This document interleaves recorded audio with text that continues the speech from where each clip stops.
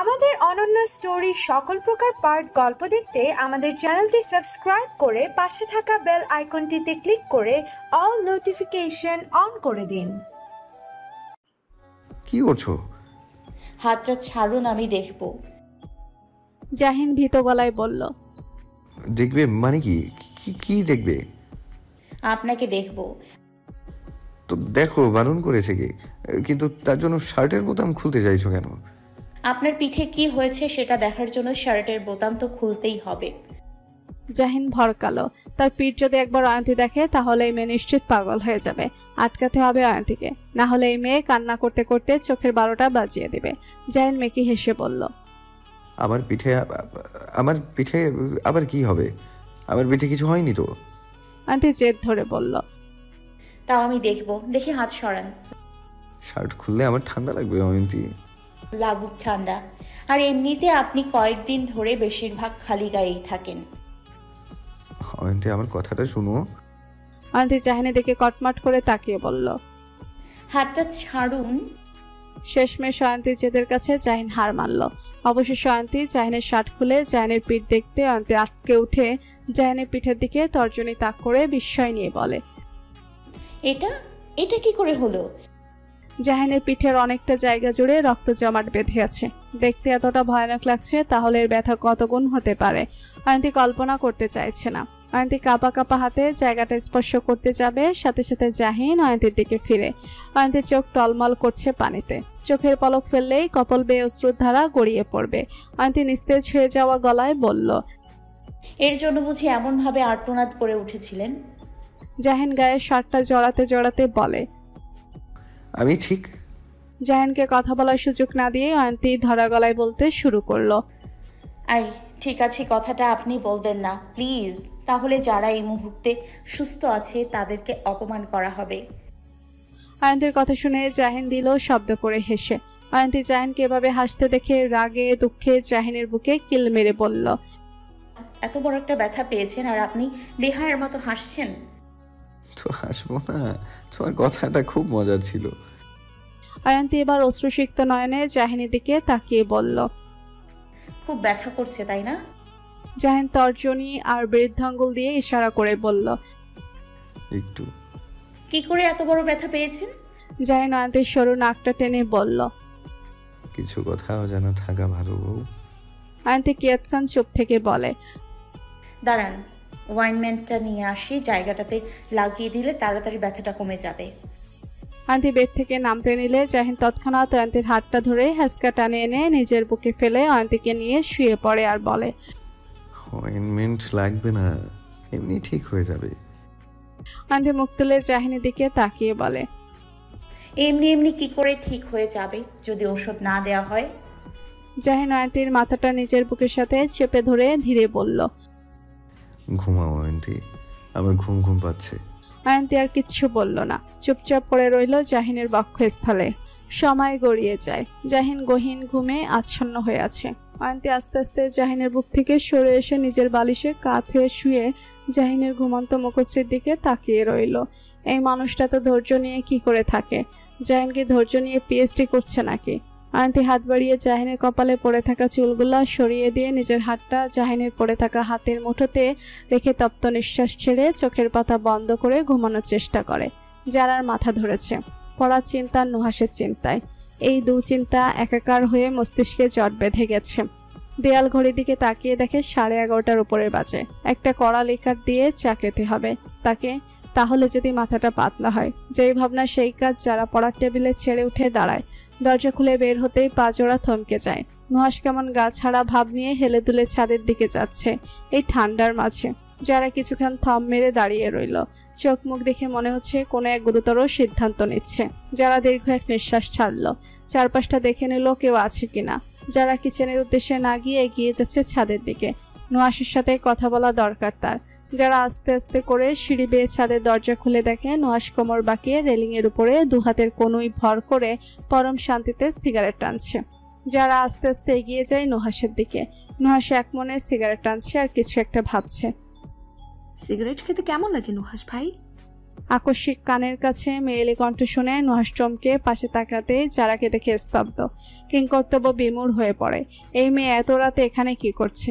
যারা পুনরায় প্রশ্ন করল, কি হলো বললে না তো? সিগারেট খেতে কেমন লাগে?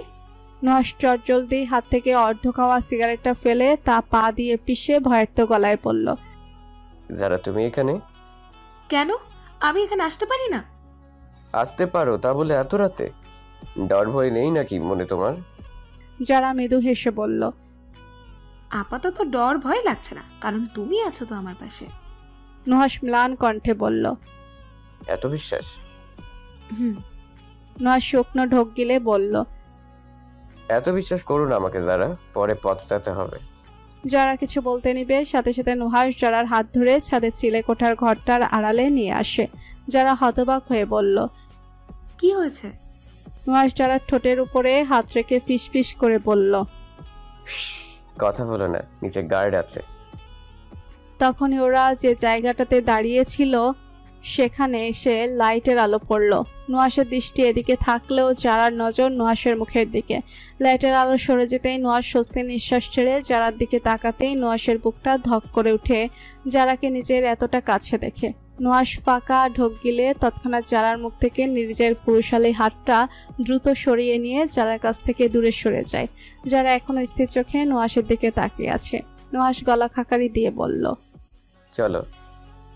নুহাশ পা বাড়াতে নিলে থেমে যায়। যারা নিষ্প্রভ স্বরের ডাক শুনে নুহাশ ভাই। নুহাশ আনমনে বলে ওঠে, তুমি খুব অপরাধ বোধে ভুগছো তাই না? নুহাশ কথা বলল না। যারা পুনরায় বলল, তোমাকে অপরাধ বোধে আর ভুগতে হবে না, আমি শোধবোধ করে দিব। নুহাশ ভুরু কুচকে নেয় যারার কথা শুনে। যারার কথার আগামাথা কিছু বুঝতে পারছে না সে। আকস্মিক যারা নিজের পায়ের পাতার সামনের অগ্রভাগে শরীরের সমস্ত ভর দিয়ে নিজেকে উঁচু করে টুপ করে নুহাশের ওষ্ঠ জোড়ায় সশব্দে চুমু খেয়ে বসে সরে আছে। নুহাশ স্তব্ধ বিমূর্ত, বার কয়েক চোখের পলক ফেলে নির্বাক হয়ে তাকিয়ে রইল যারার দিকে। যারার বুকের ওঠানামা বেড়ে গেছে।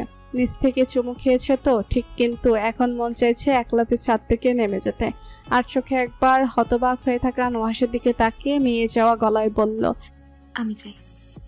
যাই বললেই কি আর যেতে দিবে নাকি নুহাশ তাকে এই মুহূর্তে? কখনো না। এমনিতে নিজের মনের সাথে যুদ্ধ করে বেড়াচ্ছে, আর সেই যুদ্ধের মাঝে যদি এভাবে আকস্মিক আক্রমণ করে বসি তাহলে কি নিজেকে সামলানো সম্ভব? না, এটা সম্ভব না। তার ধৈর্যের বাঁধ ভেঙে গেছে, এখন এই বাঁধ জোড়া লাগানো সম্ভব নয় তার দ্বারা। নুহাশ খপ করে যারার হাত ধরে নিজের কাছে টেনে আনে। যারা চোখ বন্ধ করে রেখেছে। বুকের হৃৎপিণ্ডের গতি অস্বাভাবিকভাবে বেড়ে গেছে। মনে হচ্ছে এই বুঝি বেরিয়ে আসবে। ভেসে আসলো নুহাশের নিরেট গলার স্বর, কাজটা কি ঠিক করলে তুমি যারা? যারা চোখ খিচে বন্ধ করে রেখেছে। শ্বাস ভারী হয়ে আসছে তার, হাঁসফাঁস লাগছে, গলা শুকিয়ে কাটকাট হয়ে গেছে। ঠান্ডায় যারা ঠোঁট জোড়া কিঞ্চিত কাঁপছে। নুহাশ সেই দিকটায় একবার তাকিয়ে যারা বন্ধ চোখ জোড়ার দিকে তাকিয়ে সহজ গলায় বলল, ওপেন ইউর আইস যারা। যারা ধীরে ধীরে চোখ খুলল। দুজনের দৃষ্টিতে দৃষ্টি মিলল। যারা নুহাশের এই উন্মত্ত দৃষ্টি সহ্য করতে না পেরে নজর সরিয়ে নিজের দিকে নিল। নুহাশ বারবার শুকনো ঢোক গিলছে, যথাসাধ্য নিজেকে নিয়ন্ত্রণে আনার চেষ্টা করছে, কিন্তু বারবার ব্যর্থ হচ্ছে। আর যাই হোক, এই গভীর রাতে তার সামনে তার প্রিয় নারীটি দাঁড়িয়ে আছে, সেই হিসেবে নিজেকে সামলানো যেন একটু দুর্বিষহ হয়ে দাঁড়িয়েছে। নুহাশ কাঁপা কাঁপা গলায় বলল, যারা I want to do it again. যারা ধীরে ধীরে হাত উঁচু করে নুহাশের জ্যাকেটটা শক্ত করে আঁকড়ে ধরে আবেশে চোখ বন্ধ করে নেয়। নুহাশ আবারও নিজের মনের সাথে যুদ্ধ করল, কিন্তু না, এই যুদ্ধ সে আজ পরাজয়। কিয়ৎক্ষণ পরে অনুভব করলো যারা তার গাল আর গলার কাছটায় পুরুষালের ঠান্ডা শক্ত হাতের পরশ। মোচড় দিয়ে উঠল তার তলপেট। এক মাতাল করা অনুভূতির জোয়ারে সে ভাসছে, যে জোয়ার আনার ক্ষমতা শুধু নুহাশেরই আছে। যারা এর পরেই অনুভব করলো নিজের অধরজোড়ায় নরম উষ্ণ এক ছোঁয়া। দুজনের শান্ত শ্বাস অশান্ত হয়ে এলো। শরীরে অনুভব করছে নুহাশের বেসামাল ঠান্ডা হাতের স্পর্শ। নুহাশ আষ্টে পিষ্টে নিজের সাথে যারাকে জড়িয়ে রেখেছে। নেশায় বুঁদ হয়ে গেছে নুহাশ। যারা কপাল কুঁচকে নেয়। এই অনুভূতি তার কাছে বড্ড নতুন এক অনুভূতি। এই অনুভূতির নাম কি দেওয়া যায়? আদৌ কি অনুভূতির নাম দেওয়া যায়? না, যায় না। এই অনুভূতির নাম দেওয়া সম্ভব নয়। এ এক নাম না জানা অনুভূতি। যারার গাল বেয়ে গড়িয়ে পড়ে নোনা জল। নুহাস যখন বুঝতে পারল যারা কান্না করছে তখনই নুহাস যারাকে ছেড়ে দেয়, কিন্তু সরে আসে না। নুহাসের ভারী গরম অশান্ত নিঃশ্বাস যারার উন্মুক্ত ঘাড়ে আশ্রে পড়ছে। যারা মাথা নিচু করে রেখেছে, লজ্জায় নুহাসের দিকে ফিরে তাকানোর সাহস পাচ্ছে না। আকস্মিক নিজের গালে নুহাসের হাতের ছোঁয়া পেয়ে যারা কেঁপে ওঠে। নুহাসের গভীর গলার স্বর ভেসে আসে, পরের বার এই ভুল যেন দ্বিতীয়বার না হয়। যদি হয় এর থেকে কিন্তু খারাপ কিছু ঘটে যেতে পারে। কথাটা মনে থাকবে? যারা মাথা উপর নিচ করলো 2-3 বার। পরপর নিজেকে অনুভব করলো নুহাস তার হাঁটু আর পিঠে হাত রেখে তাকে পাজা কোলে তুলে নিয়েছে। যারা ভয়ে মৃদু চিৎকার করে ওঠে। নুহাস এগিয়ে গেল ছেলে কোঠার দরজার দিকে। যারা ভয়ে আছে যদি কেউ তাদের এই অবস্থায় দেখে নেয় তখন কি হবে? বাড়িতে ঝড় বয়ে যাবে।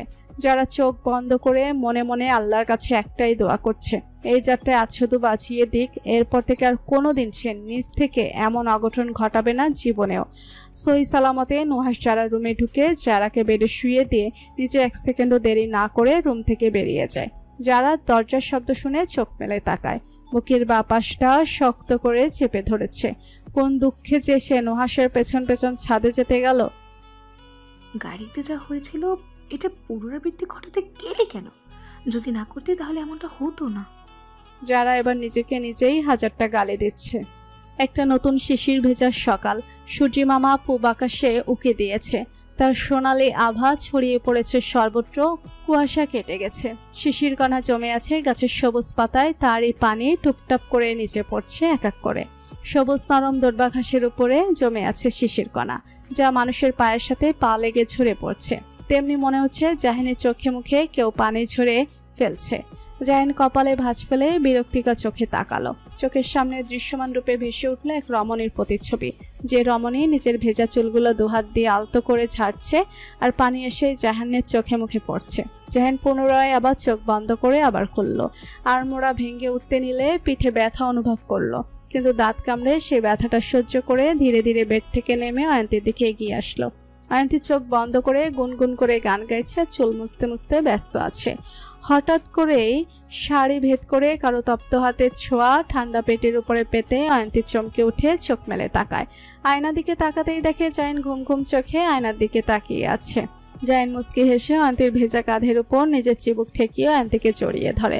অয়ন্তী জাহিনের হাতের উপরে বাঁ হাত রেখে ধীরে গলায় বলল, উঠে পড়েছেন? পরে উঠেছেন? জাহিন চোখ বন্ধরত অবস্থায় বলল, ঠিক আছে, তাহলে ফ্রেশ হয়ে নিন, নাস্তা করে ঔষধ খেতে হবে। জাহিন ছাড়লো না, বরং নিবিড়ভাবে অয়ন্তীকে জড়িয়ে ধরল। অয়ন্তীর ঠান্ডা শরীরটা জাহিনের উষ্ণ শরীরের সাথে লেপ্টে আছে। অয়ন্তী মৃদু কেঁপে উঠে জাহিনের অবাধ্য ছোঁয়াগুলো এখনো নিজের শরীরে ছুঁয়ে গেলে না চাইতেই আনমনে কেঁপে ওঠে। জাহিন অয়ন্তীর কানের কাছে মুখ এনে ফিসফিস করে বলে, এখনো আমার ছোঁয়া পেলে কেঁপে উঠতে হয় বুঝি? অয়ন্তী চুপ রইল, একটা রাও করলো না। জাহিন পুনরায় আগের ন্যায় বলল, এত সকালে গোসল করেছো কেন? রাতে তো এমন কিছু হয়নি আমাদের মাঝে যার জন্য গোসল করতে হবে। অয়ন্তী লজ্জা পেল, মিনমিন করে বলল, রাতে কিছু হলেই বুঝি সকালে গোসল করতে হয়, এছাড়া গোসল করা যায় না বুঝি? জাহিন অয়ন্তীর ভেজে চুলে মুখ ডুবিয়ে বলল, চলো আবার যাতে গোসল করতে হয় তার ব্যবস্থা করি, তখন তুমি আর আমি একসাথে গোসল করব।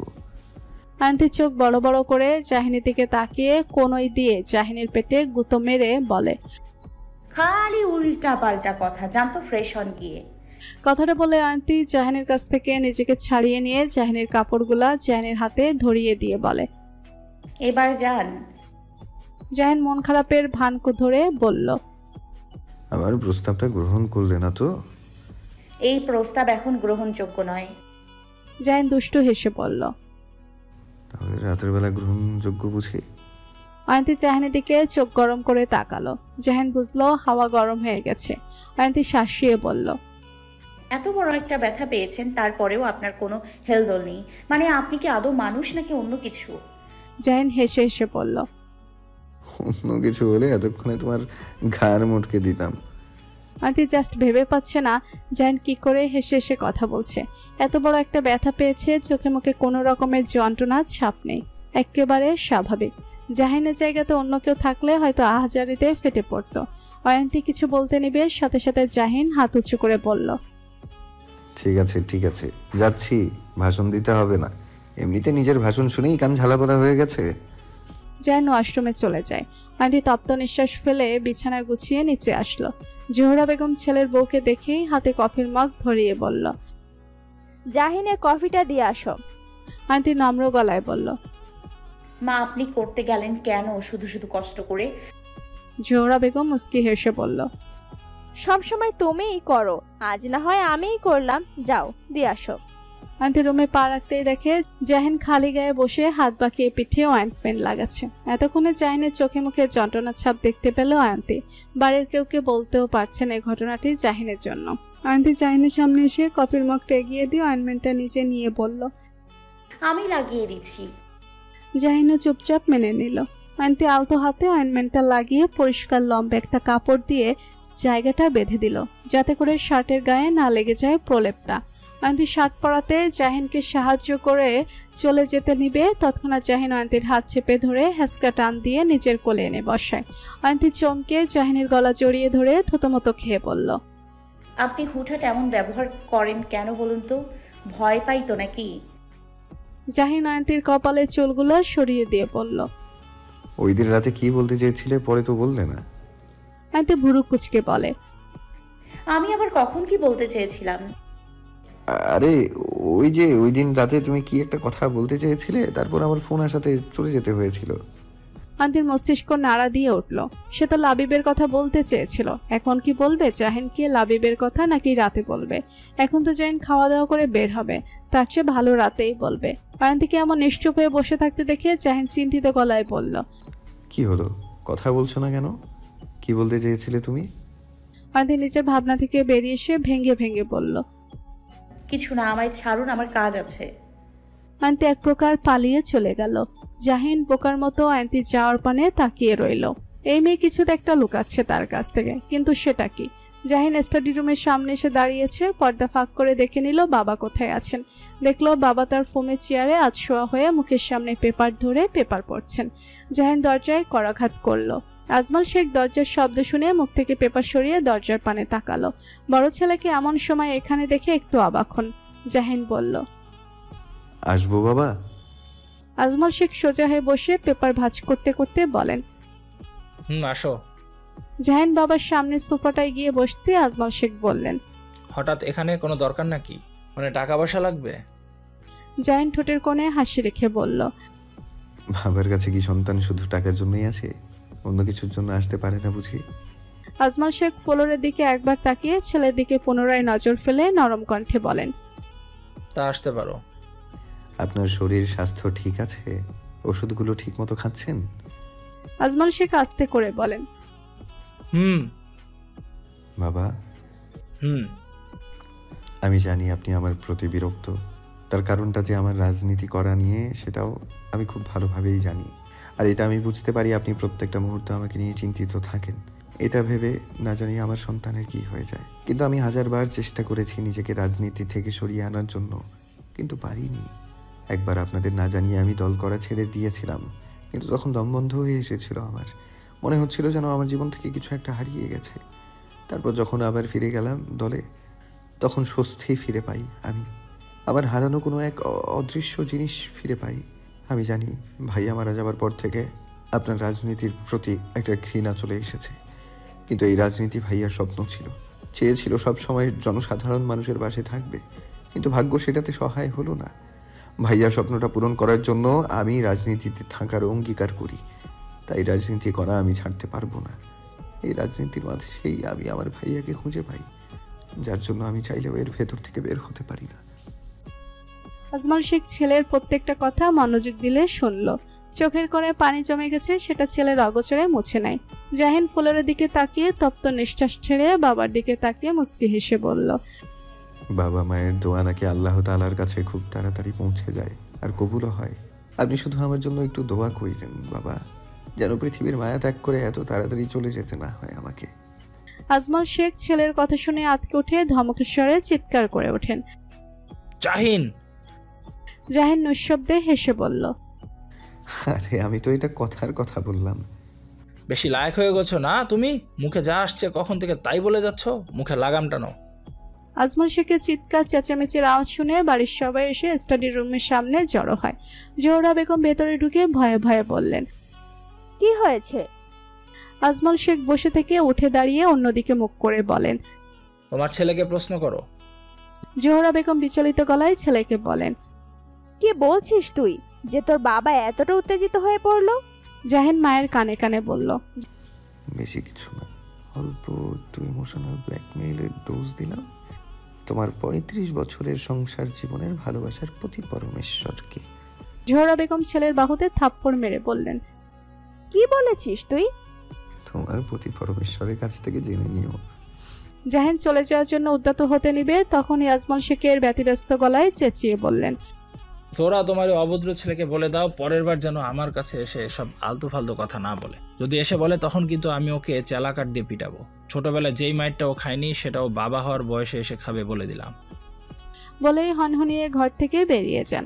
বাহিরে যারা দাঁড়িয়ে ছিল তারা জলদি চেপে গেল দরজার আড়ালে। অয়ন্তী আগে ভাগে এখান থেকে সরে গেছে। জাহিন হতবাক হয়ে তাকিয়ে রইল বাবার কথা শুনে। জোহরা বেগম ঠোঁট টিপে হেসে ছেলেকে বললেন, বাবা কি বলে গেল শুনলি তো? তাড়াতাড়ি বাবা হয়ে যা। হয়তো দাদা ভাই ডাক শুনতে চাইছে, তাই আকার ইঙ্গিত দিয়ে বোঝাতে চাইলো। জাহিন মায়ের দিকে ফিরে রাশভারী কণ্ঠে বলল, তোমরা চাইলে আর আমি টুপ করে একটা বাচ্চা গাছ থেকে পেরে নিয়ে এসে অয়ন্তীর করে দিয়ে দিব। বাচ্চা হতে সময় লাগবে, সাথে ধৈর্যও লাগবে। বলেই ঘর থেকে বেরিয়ে গেল। কিন্তু জোহরা বেগম চিন্তিত হয়ে পড়লেন, ছেলে কি এমন বাবাকে বলল যেটা শুনে এতটা রেগে গেল? জানতে হবে। অধিকাংশ রাজনৈতিক দল একটা প্রোগ্রামে এসে জড়ো হয়েছে। নির্বাচনের আগে এটাই লাস্ট প্রোগ্রাম। এই প্রোগ্রামে জাহিনের দলও এসেছে।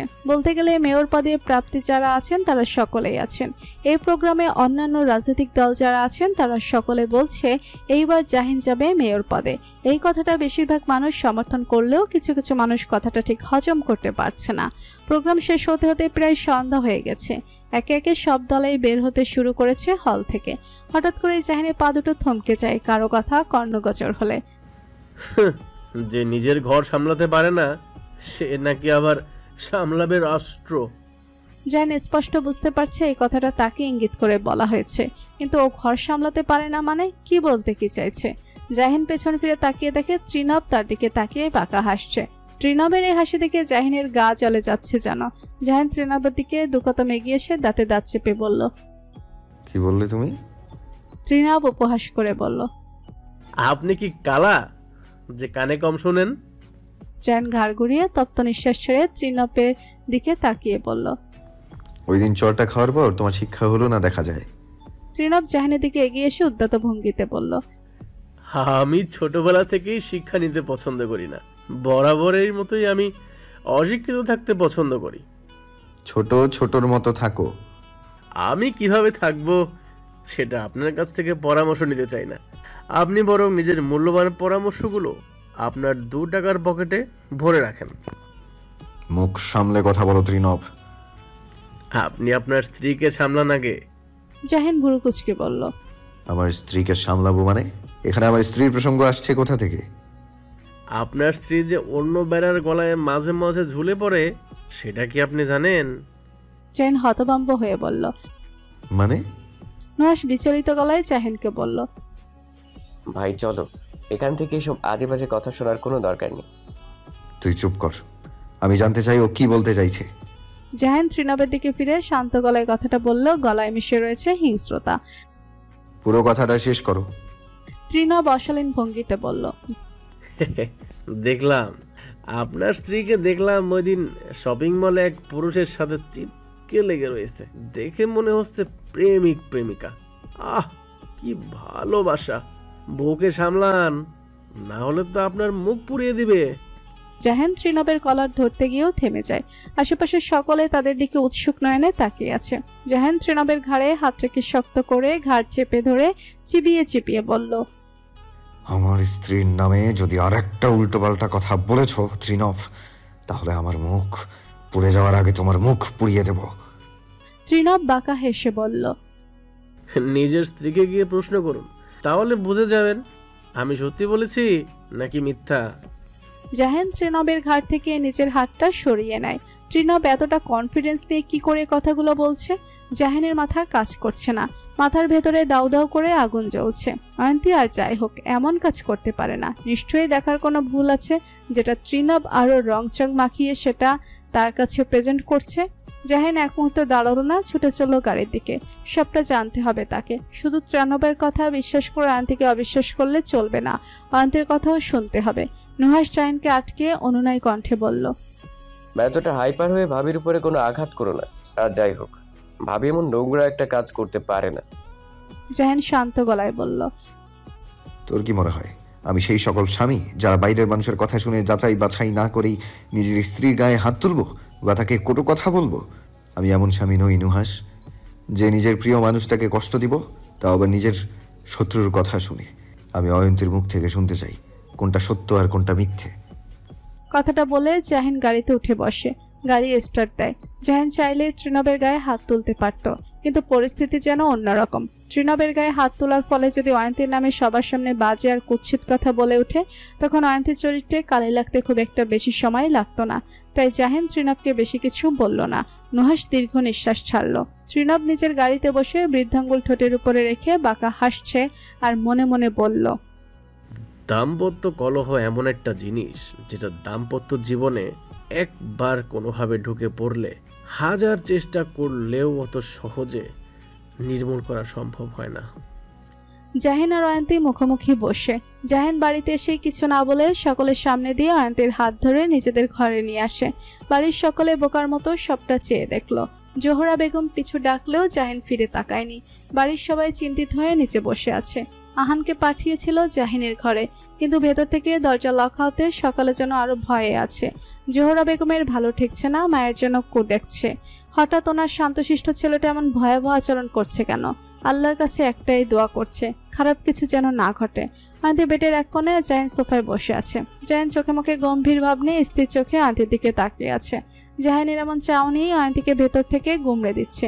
এই চাউনি যে তার কাছে বড্ড অজানা। কি হয়েছে হঠাৎ? জাহিনের সাথে এমন আচরণ করছে কেন?